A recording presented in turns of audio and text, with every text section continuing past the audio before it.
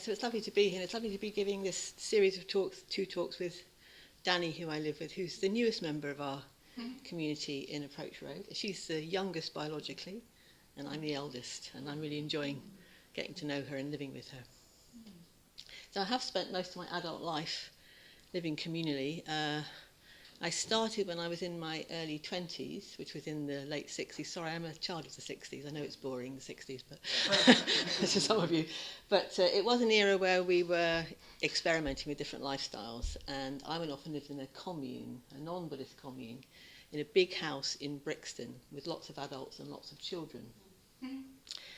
And I really wanted to kind of explore that kind of lifestyle. It was very formative, as they say. I learned what it means to sit in a large group of people and try to come to a decision about something. It's not easy. Still not easy, is it? But at the same time, or during that period, I also started to come along to Triratna. And after a couple of years, we found the first North London Centre up in Archway, Pundarika. And it was in an area of Camden where there was lots of empty houses in the surrounding streets. So a whole bunch of us, we were in our mid-20s, probably under 30. We were sub-25s and sub-30 Buddhists, although we didn't think of ourselves like that. We just decided, we'll go and live there. We'll go and squat those houses. We'll go and live near that centre. I mean, kind of mad, really. So we set off to do that, Siddhiratna also. So what you did, you just kind of found an empty house, you broke in, and you set up home, really, basically. And perhaps I should say that squatting in those days was a civil offence, not a criminal offence. It's quite different. So we were kind of left alone to get on with it, really. And we were appreciated by the ordinary residents who were still there because we were nice Buddhists and we lived in the houses. So in the heyday of that centre, in the street next to the centre and the surrounding streets, I don't know how many people lived communally, 40, 50? In terraced houses, 5 or 6 to a house, so we were neighbours and so on. So very exciting. It was the first community living really in Triratna. There was a community down in Purley called Aryatara, which is still there, but this was the first communities living around the centre, and we created the village atmosphere. We lived together, we lived as neighbours, we had lots of, we didn't have lots of money, but we didn't need lots of money because we weren't paying any rent, so we could put all our energy into, we could earn a little bit of money. It was easy to earn little bits of money in those days, and we could put all our energy into the centre and create the centre, which we did into a very vibrant centre.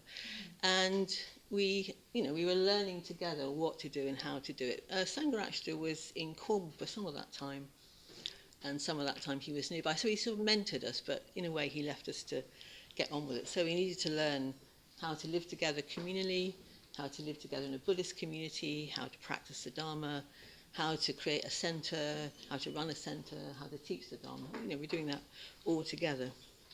So it was pretty intense. It was inspiring. It was full of youthful idealism. It was fun. It was challenging. I think apart from the fact that I was very inspired by the whole idea of communal living, I think I and probably others at that time, I was also very inspired by something that Bhante said in a seminar back in those days in the Bodhicharyavatara. So he was talking about the arising of the bodhicitta, and he said, it seems that the bodhicitta, that the cosmic will to enlightenment, that non-egoic stream of spiritual energy, is more likely to arise within a community rather than in one individual. Within an order of people who are working to allow it to manifest. I think it's more likely to arise in the case of a number of people working very hard together and stimulating and sparking one another off. So I think that was a major spiritual dharmic inspiration for us. So we had this radical lifestyle, and then on the basis that, yes, we can do this, yes, let's go for it, gung-ho atmosphere, we can let that arise amongst us. And I think we really did touch into that because it was such an intense time, such an intense lifestyle. But as well as being inspiring and intense and radical and challenging and spiritual and transcendental, hopefully, it could be pretty chaotic. So it's a bunch of people, Subhuti and Siddhiratna know this, both practically and emotionally. So we're all very young. I don't think we'd learned how to communicate very well with one another. Living with anybody is challenging, isn't it? Anybody is challenging. A bunch of people who don't really know each other, don't really know what they're doing. So we could fall out. We could have what we used to call them personality conflicts, I think. Falling out of love, fall out over domestic issues. So there's all this idealism, fantastic, the bodhicitta, and then you fall out over the dishes. Now there is a story. I don't know if this is strictly true. Subhuti will know. That in his house, which was next door to where I lived, one day someone came home and the kitchen table was covered in dirty dishes. Might be somebody else's house, not yours. And I think this was habitual, that it was left like this. And the person who came in, it was so frustrated, they just went, and the all dishes fell on the floor. True? But not Subhuti. Yeah, so kind of, I don't know how you sorted that out. I'm sure you had mediation.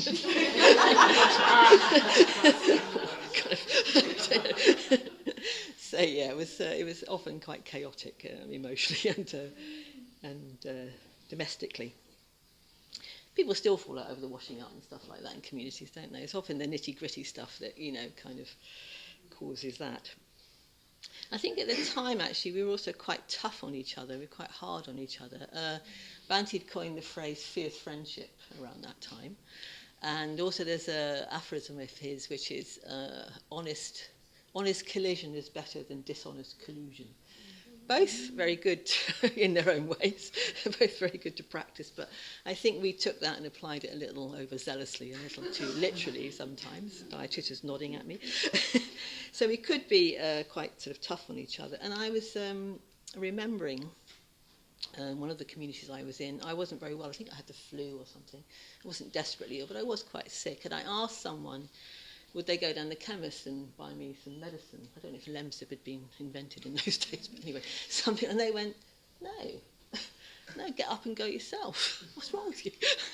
So it's quite tough, isn't it? And I was contrasting that with the last week in my community, where someone has been really quite ill, and this is a hallmark of my present community, that everybody's just so willing to help and look after that person and go to the chemist and go to the doctor and ring up the doctor and so on. So it's a big contrast. I think we've learnt to be kinder to one another over the years. So living in that way in the squats back in those days was also quite unstable. That somebody would want to requisition the house and you'd have to move. So we moved a lot. I think I lived in 5 houses in 5 years. So you get evicted and you spot another house and you break the lock and move it, do it all over again. And in one of those moves, it just so happened that I found myself living just with other women. I lived in mixed communities before that, and we liked it. We decided to carry on in that way. So since then, I've lived in women's communities, and we started to experiment with single-sex practices in the movement. So this place, we fundraised and found this centre, and then I think you know the story that it became a building site for 2 or 3 years, and there wasn't a centre. And it became a men's community upstairs. And so the women in North London, we were about to be evicted. We came back from a walk one day and there's an eviction notice on the door. Luckily, we did have somewhere else to go. So we moved east to the wilds of Wanstead. It was pretty wild in those days, to a very large derelict house. We loved derelict houses in those days. So about 15 women. So this was the first large women's community in the movement called Amaravati. And I think the hallmark of that, again, lots of idealism and so on, was learning to be independent, trying to learn skills, wiring, plumbing, plastering, decorating this place. I won't bore you with my plumbing failures. I wasn't a very good plumber. But yeah, that was the kind of hallmark of that, kind of living quite separate in a way and working that out. One of the things we did in that community was we decided to experiment with a common purse. Now, living communally is a practice anyway. So this is where you pool all your money. Some people went out to work, some people, we started businesses and so on. And then if you need something, you have to take it to the collective. And given that we hardly had any money, your request might be refused. No, you can't have a new pair of shoelaces this week. We haven't got enough money collectively. It was a bit like that. So that was a very strong practice. I think that particular community, Amaravati, in a way, what happened was we built the building, we renovated it, and we had a really lovely big shrine room. And because there wasn't a main London centre at the time, women came from all over the UK to Amaravati. We had day retreats, weekend retreats. We became a sort of focus for women in the movement, and we had a little magazine. And I think that was very important for the women's Sangha, in our Sangha, and a precursor really to Taraloka, Tiratnaloka, Akashavana, our women's communities of today. I think the North London village communities, when the LBC finally opened, we, as Siddhi Ratna said, we created that here with lots of communities, lots of businesses on the basis of what we'd done earlier, but in a much more mature way. So I have lived community since those early days, apart from 2 or 3 years just living with a friend a few years ago. So despite ups and downs and dishes and personality conflicts and all the rest of it, it's obviously a preferred lifestyle for me. It is my preferred lifestyle. I love living in community. It suits me temperamentally. I'm introvert, but I don't really want to live on my own. I like being around other people. And I see it and have seen it as a major part of my spiritual practice, my Dharma life. I think it's an incredibly effective way of putting so many of our practice into action off the cushion. It's challenging. It's a moment-by-moment practice of loving kindness, of compassion, of empathy, of understanding, of patience, of forgiveness, of confession. All those things, day to day, they're called into play, aren't they, by just being with other people. It's a way of letting go of your own preferences, or at least seeing that you have preferences, not putting yourself first all the time, but being able to articulate what you do need in a communal way. It's an intense way to learn to become less selfish and a bit more generous. I think what happens in a residential spiritual community is you live what I would call a 360-degree life. There's not many places to hide.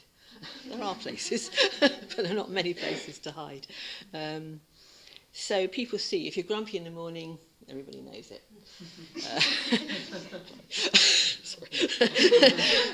Whatever goes on with you, whether it's articulated or not articulated, it's kind of shared, isn't it? So you have a shared life, and that's also a practice because we share through reporting and we share through lifestyle. So I think what happens is you become more known by others and then known to yourself. You know others more fully and you can respond more creatively. So I think it's a Sangha in microcosm. It's an effective way to build friendships and to create bonds with one another. I've got friends that I've lived with, they've lasted for decades. But some of those bonds that we create, they're not, those people aren't in my life now, but those bonds are there very strongly. And I think we can take that for granted sometimes, the bonds that you create in communal activity. It's like the roots of a tree, isn't it? It kind of goes down, as it were. And I think it forms, I'm going to mix my metaphors horribly, the bedrock of our Sangha, all those things we did in the past and all the things we do now.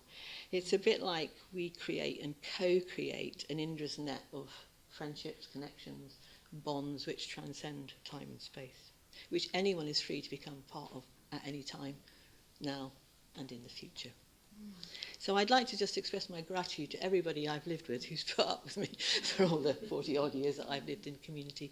And I want to continue living in community, hopefully until I die with my boots on in a community, or until it's no longer possible for me. So gratitude to everyone I've lived with. Thank you.